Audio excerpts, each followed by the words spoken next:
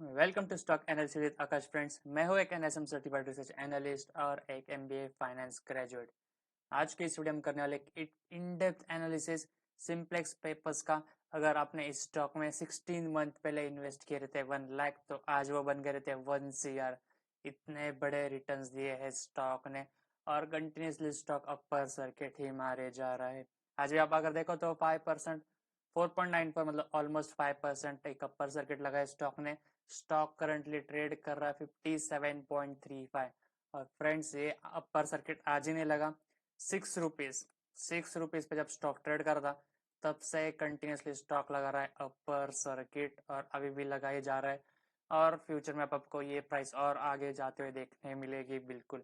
तो चलिए देखेंगे इसके फंडामेंटल्स, देखें कि स्टॉक में ऐसे क्या फंडामेंटल्स है जिसकी वजह से हमें इतने प्राइसेस ऊपर जाते हुए देखने मिल रहे हैं। चलिए सबसे पहले हम देख लेंगे रिटर्न्स कैसे रहे स्टॉक के। मैंने ऑलरेडी बता दिया, बट थोड़े से मंथली और ईयरली रिटर्न भी देख लेंगे। 5 डेज के रिटर्न 21%, 1 मंथ के रिटर्न से 157%। बहुत बड़े रिटर्न है फ्रेंड्स। अगर आपने इसमें 1000 इन्वेस्ट किए रहते हैं तो आपके 2570 रुपीज हो गए रहते हैं। 6 मंथ के रिटर्न है 1898, मैसिव रिटर्न। और 1 ईयर के रिटर्न है 6727, बहुत बड़े रिटर्न है फ्रेंड्स। जैसे कि मैंने ऑलरेडी बता दिया कि स्टॉक कंटिन्यूस रैली कर रहा है। चलिए रिटर्न्स देख लिया हमने। देख लेते हैं कंपनी बेसिकली करती क्या है। ठीक है, नाम से आपको पता चल गया होता पेपर्स। कंपनी बेसिकली करती है मैन्युफैक्चर और trade various types of paper के। Printing paper, paper board, kraft paper और तो बहुत सारे पेपर्स है। उनका यही मेन बिजनेस है, मैन्युफैक्चरिंग और ट्रेडिंग का। चलिए नंबर्स देख लेते हैं कैसे, क्योंकि मैं आपको नंबर्स क्यों दिखाना चाहता हूँ, क्योंकि आपको ये सीखना चाहिए कि कोई स्टॉक ऐसे कंटिन्यूसली अगर हाई मोमेंटम में, आपको देखना चाहिए कि फंडामेंटल्स कैसे है कंपनी के। चलिए स्टार्ट करेंगे। 17.2 CR बस मार्केट कैप है। बहुत छोटी कंपनी, स्मॉल कैप कंपनी है। स्टॉक भी नहीं है, इसका मतलब लास्ट ईयर हुआ है कंपनी का लॉस। रिटर्न इक्विटी भी नहीं है, इसका मतलब इक्विटी नेगेटिव है। इक्विटी नेगेटिव है तो डेट टू इक्विटी भी आपको देखने नहीं मिलेगा। मुझे बहुत लोग पूछते हैं सर इक्विटी कैसे फाइंड करें हम। देखिए बहुत सिंपल था। देखिए बस बैलेंस शीट पे जाना है। इक्विटी मतलब होता है टोटल वर्थ कितनी है कंपनी की, और वो कैसे निकल जाती है। ओके, और वो कैसे निकल जाती है, शेयर कैपिटल और रिजर्व्स का एडिशन होता है total net worth of company, जो कि हमारी इक्विटी। तो अब इसकी इक्विटी कैसे निकलेंगे हम, 3 CR ऑफकोर्स सीएस में और -14 CR, तो ये हो जाते हैं -11। तो इसके वजह से हम कह रहे हैं कि इक्विटी नेगेटिव है, इसलिए आपको रिटर्न्स नेगेटिव देखने मिल रहा है। जो रिटर्न इक्विटी है वो नेगेटिव देखने मिल रही है। डेट टू इक्विटी भी नेगेटिव देखने मिल रहा है। इसलिए फ्रेंड्स ये आपको देखना चाहिए, और इससे हमें पता चलता है कि कंपनी बिल्कुल भी अच्छा परफॉर्म नहीं कर रही क्योंकि रिजर्व्स नेगेटिव में है। चलिए वापस चलते। चलिए देख लिया हमने, रिटर्न इक्विटी नहीं है, डेट टू इक्विटी नहीं है, स्टॉक पी भी नहीं है, इंडस्ट्री भी 35। तो इंडस्ट्री हमें लगता है कि अच्छा परफॉर्म कर रही है, बट अगेन स्टॉक पी नहीं है, इसका मतलब बहुत ही कंपनी खराब परफॉर्म कर रही है। कंपनी पे कर्जा देखे तो 12.1 CR का कर्जा है। अब बहुत कर्जा है। देखिए कंपनी का मार्केट कैप है 17.2 CR और कर्जा है 12.1 CR का है। तो आप देख सकते हो कि किस मैग्नीट्यूड का कर्जा है कंपनी पे, जो कि एक अच्छी चीज नहीं है। बुक वैल्यू देखे तो -39 की बुक वैल्यू है। इसका मतलब कि अगेन जो कंपनी के लायबिलिटीज है वो एसेट्स से ज्यादा है, और ये थोड़ी सी चिंता की बात है कंपनी के लिए। चलिए सो फार हमने देखा बहुत सारी नेगेटिव चीजें देखने मिल रही है। आगे देखते हैं और कुछ हमें इंटरेस्टिंग देखने मिलता है या नहीं। और बिल्कुल लास्ट में हम करने वाले चार्ट एनालिसिस भी, तो बने रहेगा एंड ऑफ द वीडियो तक। चलिए प्रोज एंड कॉन्स दिख रहे हैं कंपनी के। प्रोज हमें कुछ दिखाई नहीं दे रहे हैं, मुझे नहीं पता क्यों दिखाई दे रहे हैं, यहाँ पे बहुत बड़ी लिस्ट होनी चाहिए थी। चलिए कोई ना, कॉन्स देख लेंगे कैसे। Company has low interest coverage ratio. देखिए ये बेसिकली क्या होता है, कंपनी, देखिए कंपनी की इक्विटी है नेगेटिव और कंपनी को चलाने के लिए लगता है पैसे, तो कंपनी क्या करेंगी, कंपनी लेंगी लोन और लोन पे करना होगा इंटरेस्ट। तो देखिए कंपनी इतना भी नहीं कमा पा रही कि वो इंटरेस्ट पे कर सके लोन का, तो बहुत नेगेटिव चीज है friends. Contingent liabilities of 35 CR, again बड़ी वैल्यू है फ्रेंड्स कंपनी के लिए। कंपनी बहुत छोटी है। देखिए कंटिजेंट लाइबिलिटीज मतलब क्या होता है, देखिए ये अभी कंपनी को पे नहीं करने, इसका बेसिकली डिस्प्यूट चल रहा है 35 CR का। एक टैक्स डिस्प्यूट हो सकता है या फिर कोर्ट में केस चल रहा होगा।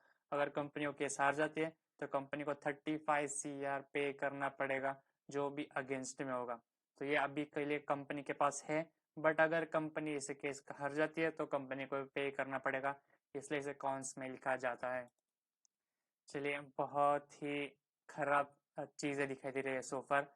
आप देख सकते हैं कि जैसे मैंने कहा कि कंपनी कंटिन्यूसली देखिए 1.50 1.72 रुपीज यहाँ पे ट्रेड कर रही थी और सीधे 57 पे ट्रेड कर रही है। 6 रुपीज से जो स्टार्ट किया, रोज अपर सर्किट लग रहे हैं स्टॉक्स में, देखेंगे बाद में टेक्निकल चार्ट भी।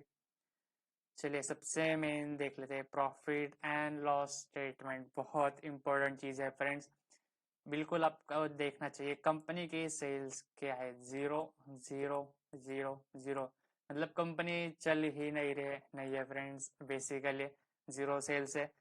तो कंपनी बहुत बहुत खराब दिख रही है फ्रेंड्स। यहाँ से ऑपरेटिंग प्रॉफिट आपको ऑफकोर्स यहाँ पे नेगेटिव चल देखने मिलेंगे, क्योंकि कुछ खर्चे तो आएंगे। अगर कंपनी बंद भी है तो उसके लिए कुछ एक्सपेंसेस आते ही है।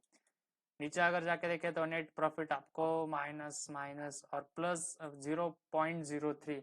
देखिए ये दिखाना चाहता था आपको मैं, क्योंकि मैं अभी कुछ वीडियो देख रहा था, उसमें मुझे एक आई डोंट नो, मैं उनका नाम नहीं लेना चाहता, उन्होंने कहा कि नेट प्रॉफिट पॉजिटिव हो चुका है कंपनी के लिए, इसलिए इनके स्टॉक प्राइस इतने फास्ट हो रहे हैं। देखिए आपको यहाँ पे देखना चाहिए पॉजिटिव क्यों है फ्रेंड्स, ये बहुत इंपॉर्टेंट चीज है और ध्यान से सुनिएगा। देखिए सेल्स तो नेगेटिव है, इसका मतलब कंपनी तो बिल्कुल चल ही नहीं रही। तो यहाँ पे पॉजिटिव कैसे दिखाई दे रहा है आपको देखना होगा। ऊपर कहाँ से आया है? 0.13 यहाँ से आया है, और ये था ऑफकोर्स ऑपरेटिंग प्रॉफिट था। और लॉस हुआ, यहाँ पे प्रॉफिट हुआ अदर इनकम से, जो कंपनी का मेन बिजनेस है वहां से प्रॉफिट नहीं हुआ, या अदर इनकम से प्रॉफिट हुआ। इसका मतलब कंपनी ने कुछ बेचा होगा, एसेट्स बेचे होंगे, कुछ रेंट पे दिए होंगे, उसका प्रॉफिट है। अगेन इसके वजह से ये नहीं होता कि कंपनी प्रॉफिटेबल हो गई और कंपनी अच्छा परफॉर्म करेगी फ्यूचर में। कभी कंपनी अभी भी बहुत ही नेगेटिव में है। देखिए ये आपको देखना चाहिए। और ऑफकोर्स जैसे आप मैंने कहा कि मैंने वीडियो देखी, आपको कोई भी वीडियो पे ऐसे भरोसा नहीं करना चाहिए। आपको खुद को जाके कंपनी के फाइनेंशियल्स देखने चाहिए कि कंपनी के फाइनेंशियल्स कैसे अच्छे हैं खराब है, तब जाके आपको उसमें इन्वेस्ट करना चाहिए। तो चलिए, profit and loss statement disaster है फ्रेंड्स, टू बी ऑनेस्ट बहुत खराब है। बैलेंस शीट हमने ऑलरेडी देख ली, लॉस है तो आपको रिजल्ट्स नेगेटिव में ही देखने मिलेंगे। चलिए और आगे देखेंगे, कर्जा भी देख ले तो 12 कॉन्स्टेंट 12 पे ही बना हुआ है। कंपनी चल ही नहीं रही तो कर्जा भी क्यों लेंगे company. Cash from operating activity देखेंगे, मेन बिजनेस है वहाँ पे कंटिन्यूस लॉस हो रहा है, हमने ऊपर भी देख लिया था। यहाँ पे भी कुछ दिखाने जैसी बात नहीं है। शेयर होल्डिंग पैटर्न देखे तो प्रमोटर्स की शेयर होल्डिंग है 72, डीआईएस के 14.77, गवर्नमेंट की 0 और पब्लिक के 13.18। चलिए आपको एक्साइट नहीं होना है 72.05 देख के, कंपनी के हमने देख लिया फाइनेंशियल्स बहुत खराब है फ्रेंड्स। चलिए चार्ट देख लेते हैं कंपनी का कैसा है। जैसे कि मैंने कहा और हमने देखा भी था कि कंपनी के स्टॉक करंट लगा रहा है, पर सर्किट लगा रहा है। आपको देखिए कभी भी आप चार्ट देखो, आपको उसके वॉल्यूम देखना चाहिए। यहाँ पे वॉल्यूम्स नहीं है फ्रेंड्स, बिल्कुल वॉल्यूम्स नहीं है, बस एक स्पाइक आ जा रहा है, कहाँ पे अगेन ड्राई, वापस से एक दो स्पाइक अगेन ड्राई, और वापस से स्पाइक्स आ रहे हैं। इसका मतलब क्या है? स्टॉक को किया जा रहा है हेविली मैनिपुलेट किया जाए ऑपरेटर्स के द्वारा।